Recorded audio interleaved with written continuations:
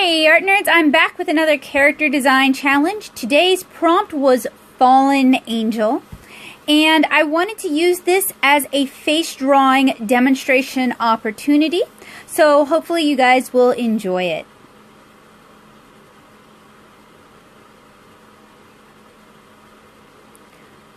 So I'm going to begin by sketching in a sphere. I'm going to cut a little slice off that sphere. That's where the ear is going to go. And I create a cross hatch there that I then bring across the face. I'm sketching really lightly at this time because I really just kind of want to solidify the concept of Fallen Angel. I just finished doing a drawing warm-up using a Senshi stock pose that is of an angel, and I kind of wanted to avoid the iconography captured in that, so I went for something a little bit different. I went for sort of the angelic appearance while still being fallen, the beginnings of horns, the cracked halo, the impish ears.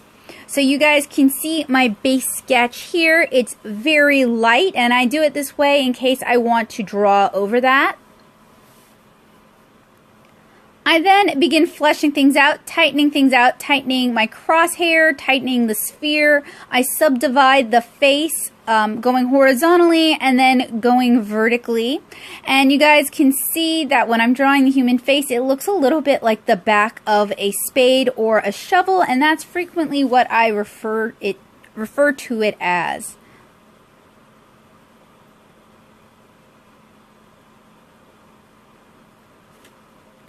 So I'm going to use the 3-eye technique to subdivide the face. That's where you draw an eye in the middle of the face and then eyes on either side. Halfway down from the middle mark, I'm going to place the bottom of the nose, and then from the bottom of the nose to the bottom of the face, I'm going to place the mouth mark. Alright, so I have a basic sketch. I would actually like to tighten it up quite a bit more, so I am attaching a piece of tracing paper, taping it down so it doesn't slide. This is what we used to do before Photoshop, and I still like using this method for sketching. So it gives me a nice clean surface to draw on, but I can still see the sketch underneath. So I just kind of tighten everything up. What I didn't like about the prior sketch is I wanted the person, and I'm going for kind of an androgynous angelic face, I wanted the person to be looking down more like they were mourning. I also wanted to tighten up the neck, and you guys can see I drew through the underside of the chin and where the neck attaches to the head, and I think I have some videos where I explain that in a little more detail.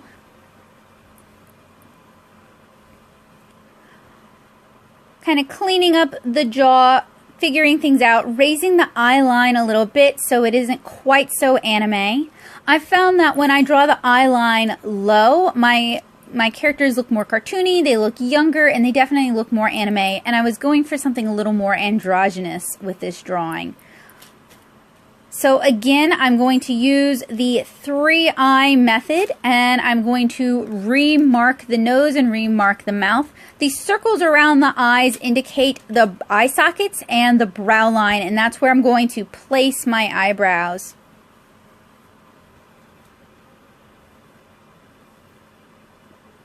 So I want this character to be looking downcast, so the eyes are all but closed. And I kind of changed how I draw eyes normally for this. I went for something a little bit more realistic. I also drew the eyelids, the upper eyelids where the eyes hit the brow bone.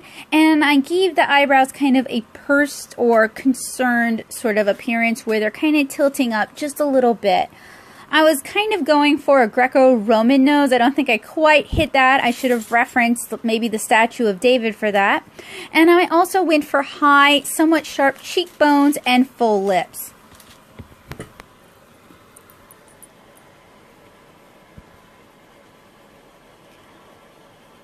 Also sketching in the tears, I was thinking like tears of blood or tears of ruby, and for that I actually reference people crying, and it's a little bit difficult to find images of people crying with their eyes closed.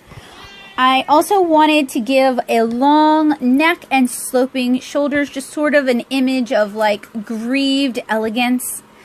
And now I'm sketching in the hairline. This is going to help me place the horns. And I wanted them to be, and I apologize for the Bowie in the background, I wanted them to be like little nubbin horns, like this is just a recently fallen angel. And I'm sketching in the hair now. I like to sketch hair in as groups, and I don't really focus too much on individual strands. I really focus more on the gesture of the hair itself. And since I was going for kind of an ambiguous figure, I wanted long, flowy hair. Now I'm drawing in the halo, and I wanted to draw it with some cracks to imply flawed innocence or flawed divinity.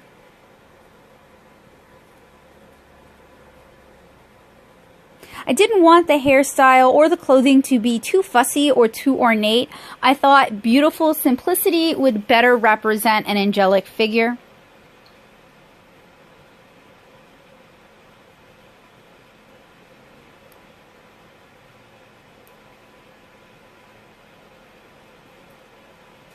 I should point out that a lot of the imagery I'm referencing comes from my childhood raised in the Catholic faith and from art history classes. So I'm sort of pulling on a lot of mental sources without necessarily referencing them. So at this point, I'm trying to tighten in the figure, adding a few details here and there. I really want the lips to be kind of full and pouty. I feel like that's really going to add to not just the sorrow of the piece, but also the ambiguity.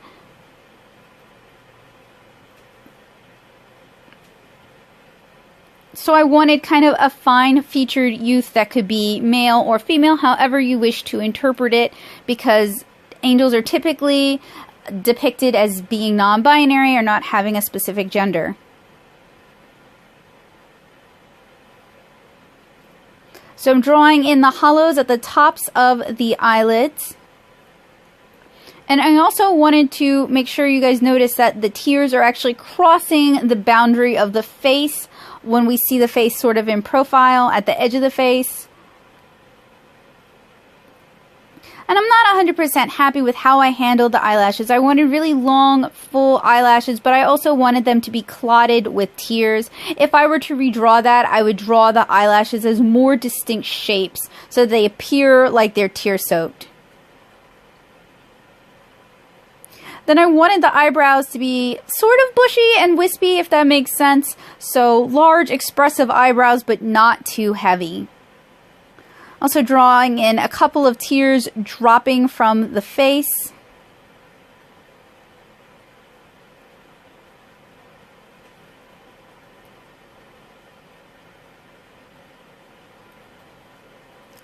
And then tightening up the edge on the halo. So a piece like this could look really nice if you have high, strong contrast, heavy darks and very light lights, and make a lot of use of gold, maybe blue. You want to kind of keep the colors simple on something like this as well, since it's just kind of a bust up picture and you really want to convey emotion rather than just create a pretty picture. So I went ahead and I blocked in the halo. If I were to paint this, I would paint it a tarnished gold with like heavy brown overtones.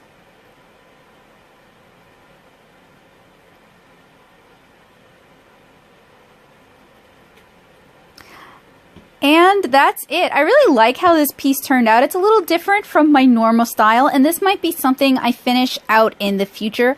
I really love sort of the concept of fallen grace or tarnished divinity.